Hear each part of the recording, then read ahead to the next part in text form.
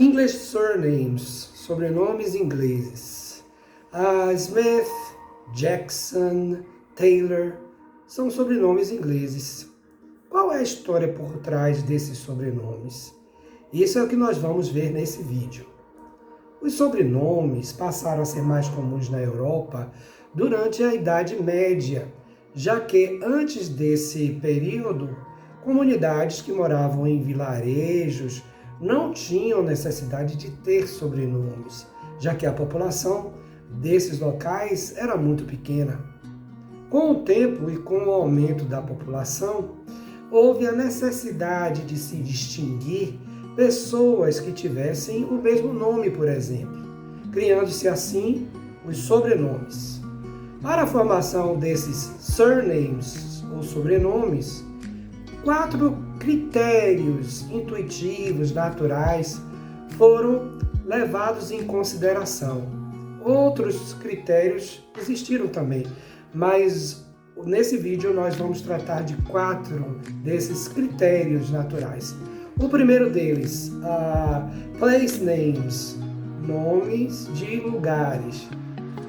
Por exemplo, se em uma determinada vila havia 2 rapazes chamados Stephen, Estevão, um morando perto do lago, Lake, outro morando perto de uma colina, Hill, então eles passavam a ser designados pelo local em que eles residiam. Assim nós tínhamos Stephen Lake, coisa como Estevão Lago, e Stephen Hill, Estevão Colina, por exemplo. Outros sobrenomes que têm essa natureza ligada ao local onde a pessoa residia. Brook, riacho. Stone, pedra. Não é à toa que a gente tem a atriz Sharon Stone. Ford. Ford significa val. Val é um local raso de um rio por onde se pode passar a pé ou a cavalo. Segundo critério, occupation, ocupação ou profissão. A ocupação das pessoas também foi um critério usado para a formação de sobrenomes. Assim, um John, que era ferreiro, blacksmith, tornou-se conhecido como John the Smith, John o ferreiro, ou John Smith com o passar do tempo. Aliás, Smith é um dos sobrenomes de língua inglesa mais comuns, se não o mais comum dos sobrenomes ingleses. O ator Will Smith, por exemplo, tem esse sobrenome. Outros exemplos de sobrenomes ligados à ocupação das pessoas. Fischer, pescador, pescadora. No alemão também existe Fischer, enquanto no inglês Fischer é escrito F-I-S-H-E-R, no alemão é F-I-S-C-H-E-R. Vera Fischer, por exemplo, tem esse Fischer escrito em alemão, já que ela é descendente de alemães.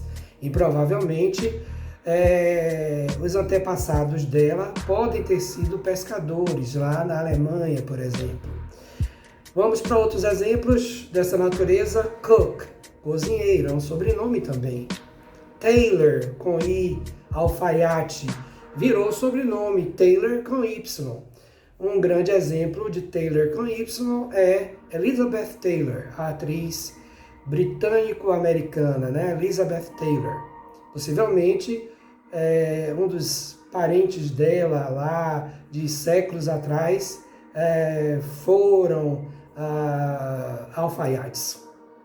Miller. Miller significa moleiro, dono de moinho, ou aquele que trabalha em um moinho. Baker, padeiro, também é um sobrenome. Porter, porteiro ou carregador. Carpenter, carpinteiro. Vamos agora para o nosso terceiro critério de formação de sobrenomes ingleses. Ancestor's name, nome de ancestrais. Em várias línguas, a estrutura filho de, que em inglês é son of, ajudou na criação, na formação de sobrenomes em inglês. Na prática, o que acontecia? André tinha um filho. André em inglês é Andrew. O filho de André, o filho de Andrew, son of Andrew, deu origem ao sobrenome Anderson. Junção de Andrew, André, mais son, filho. Com o tempo, evidentemente, essa relação direta entre pai e filho se perde. Mas se na minha família eu sou descendente, né, desse primeiro caso de um Anderson, filho de André, eu carrego esse sobrenome até hoje, né, como exemplo. Outros exemplos dessa mesma natureza. Johnson, filho de John, filho de João. Davidson, filho de David. Jackson, filho de Jack. Michael Jackson, por exemplo, tem esse sobrenome Jackson. Observação. O Reino Unido é formado por 4 países. A Inglaterra, primeiramente, Escócia, País de Gales e Irlanda do Norte.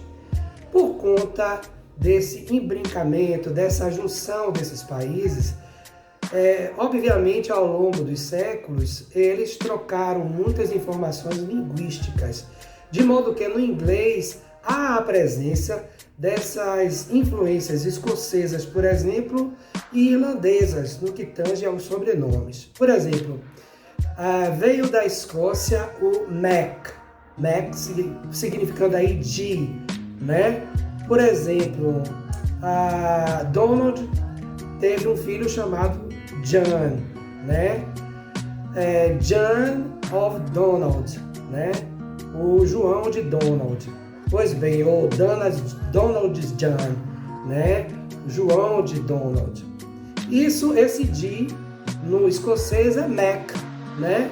Então, por isso que hoje a gente tem sobrenomes como MacDonald. E no caso de João, que é filho de Donald, ele seria, por exemplo, no início aí, John MacDonald, porque John, filho de Donald, ok? Ou João de Donald. E esse sobrenome pode ser escrito M-A-C ou M-C. Já a Irlanda, nesse processo aí de mistura linguística, trabalhou com o of, com a preposição of, que significa de. Então, por exemplo, Brian teve o filho William. William de Brian, né? William O'Brien, né? William O'Brien. Esse of, ele tem o F cortado, coloca seu apóstrofo e em seguida o nome do pai. Então, William O'Brien. Massa, né? Quarto critério, appearance or manner. Aparência ou modo de ser. A aparência ou modo de ser de uma pessoa também resultava em apelidos que viraram sobrenomes. Assim, se Tom, né, Tom, como a gente diz, era um homem alto, ele era apelidado de Tom the Longfellow, Tom camarada alto, resultando ao final um sobrenome Longfellow, Tom Longfellow. Outros exemplos de sobrenomes dessa natureza. Em relação à aparência, small man, né? Homem baixo, é um sobrenome. Strong, forte, homem forte, strong, sobrenome. Já em relação à maneira da pessoa ser, a gente tem, por exemplo, true man, homem honesto, homem verdadeiro, e wise, sensato, sensata. Legal esse assunto, né?